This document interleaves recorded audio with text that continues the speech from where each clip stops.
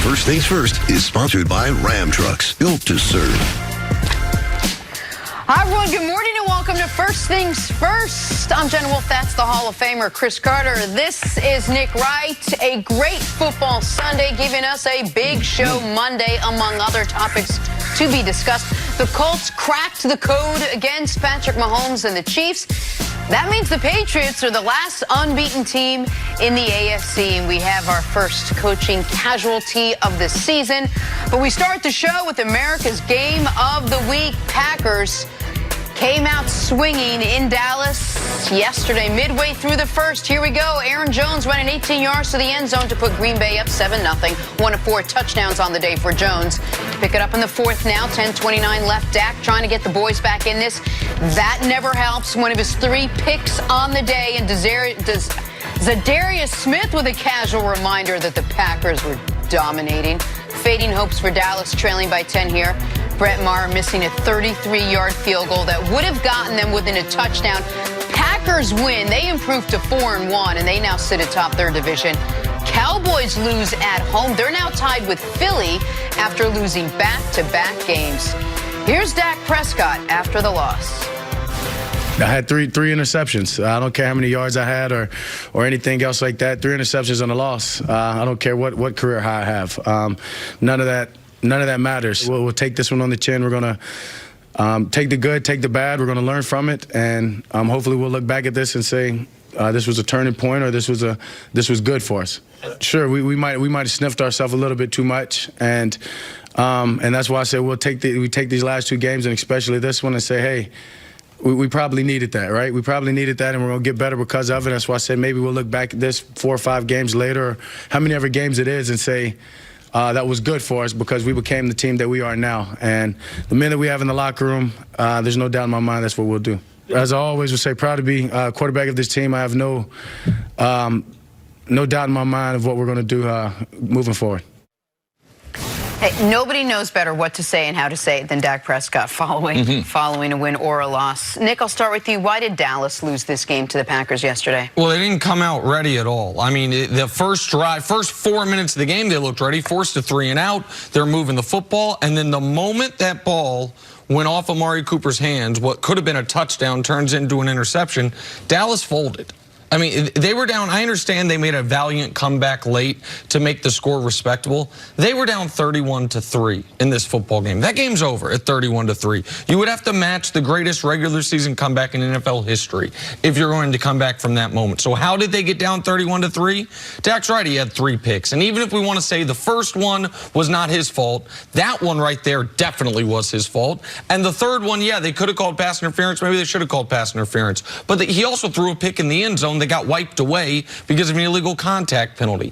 Once again, the Cowboys show absolutely no ability to win a football game if Zeke doesn't play well. Now 1-8 if Zeke doesn't rush for 75 yards since he's been there. And the lack of Tyron Smith was enormous. Cam Fleming was getting dominated by Zadarius or Preston Smith, whomever they lined up on the right side of the defense, left side of the offensive line, and that led to the Packers' defense being able to tee off on Dak.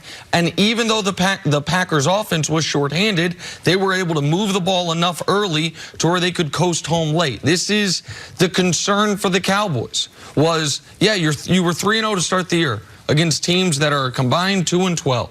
And now the last 2 weeks, you've played teams that are combined 8-2, and you were dominated defensively by New Orleans. You were dominated for 3 quarters in both phases by Green Bay. Sign of bad things for the Dallas Cowboys these last 2 weeks. Yeah, this was a tough one right here. It's tough to figure out because you would think, in listening to Dak's comments, that after the New Orleans game, that would have been a wake-up call. I don't know what they had accomplished, because I guess the question was, were they feeling overconfident? He said, were we smelling ourselves? I don't know what they had done to make them smell themselves. Like, who had they beaten? What quality team? What great run had they been on? What type of records as a team have they? So for me, like, this is a young team that's still trying to learn how to win and how to be a championship team week in and week out. You have to be able to give Green Bay credit, though, because after a game that they gave away against Philadelphia where they got manhandled, they came out and got some respect back in this game. Green Bay has played well with Aaron Rodgers head-to-head against Dak, so I'm not surprised that Green Bay played well. I'm just surprised that Dallas didn't have an answer, and as Dak said, when you turn the ball over like that, regardless of what your numbers are, you're not going to win. And when the game plan usually revolves around running Zeke, but you're down 28 points, you know you can't use the run game to get you back into a game like that. How concerned are you now with the Dallas Cowboys after they lost back-to-back games? You know what their competition was in the beginning. You know what they've been in the last 2 games. Is this all balancing out, or is this the real Cowboys Yeah, I mean, team? to me, the Cowboys through 5 weeks of the season look like a 9-win team that might win 10 games. You beat the bad teams. You struggle against the good teams. And you know who else thinks that might be the case is Jerry Jones. Jerry Jones said after the game, we've played, he said, 2 teams that have it together, and we didn't look like we had it together. At this point in the season, you can start to evaluate teams not just based on their record, but against whom those wins came against and against whom the losses came against.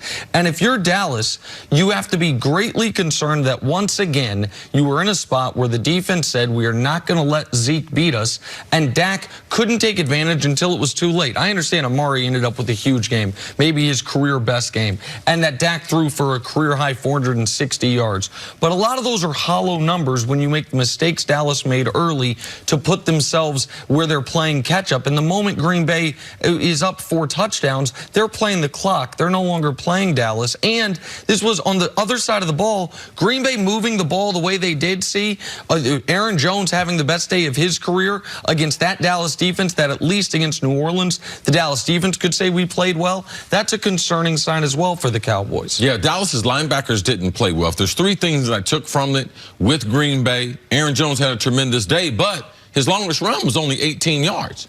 People would think that he had a run for 40 or 50. Tremendous running back if he's given the opportunity. And I think Green Bay, they fell into that because Williams, if he's not knocked out of the game, they were rotating. They were splitting carries. So Green Bay got lucky and got very fortunate in that. So I was surprised how bad the linebackers played. I'm surprised that Dallas's passing game isn't better.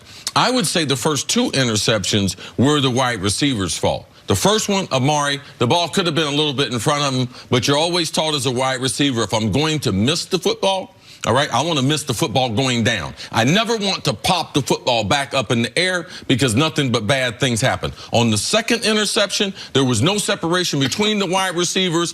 Dak did eyeball the wide receiver, and the under coverage was able to come off and intercept it because you got 2 receivers at Dallas that are sitting right next to each other. So those first couple, I thought at this point in the season, they would be throwing the ball a lot better. But you can see the lack of continuity because some of the guys, Michael Gallup, he's been out of the lineup. He's still not a deep threat after getting knee surgery 3 weeks ago. And then ultimately, with 2 offensive linemen out, there's no team in the NFL that's a good team with your left tackle out and your right tackle out. So for me watching the game, those are the 3 things that I say that Dallas, I was shocked about, okay? I'm shocked about the injury standpoint. I was shocked their linebackers. And at this point, after spending time talking to wide receiver coach Sanjay Lau, he thought that their passing game, and we saw signs of it the first 2 weeks of the season, it was going to be at A+ form. They don't have an elite passing game at this stage of the season. All right. Time now for Put a Grade on It, sponsored by CarMax, and we're sticking with the Packers. Aaron Rodgers finished with 238 yards, no touchdowns, but no picks. Nick, put a grade on Aaron Rodgers' day yesterday. I give him a B+. I thought he played well, particularly in the first 3 quarters of this game, and given the fact they didn't have Devontae Adams, he still clearly doesn't have a ton of faith in these receivers. Those receivers had 5 catches total, but he didn't turn the ball over. He didn't take a bad sack until the very end of the game, and now the Packers sitting at 4-1 through a very tough first 5 weeks of the season. I give him a B+. Yeah, I got to give him an A because he got this team off to the right start. They had a great game plan of how they were trying to attack Dallas. He was going to spread the ball around, and early got a lot of pressure on him. He was able to get out of a number of bad plays potentially there for the Packers. I'm going to give them an A. They dominated the Dallas Cowboys. Man, what a great game plan coming in and out. So I believe that Aaron had something to do with that. Yeah, the narrative coming in all week was he had no one to throw the ball to, nobody was healthy, and then they came out early and they dominated. All right, we'll take a break. Much more in this game coming up, but on the other side, How are the Colts able to upset Patty Mahomes and the Chiefs? That's next on FS1. You can always check us out on the Fox Sports channel on SiriusXM. We'll be right back.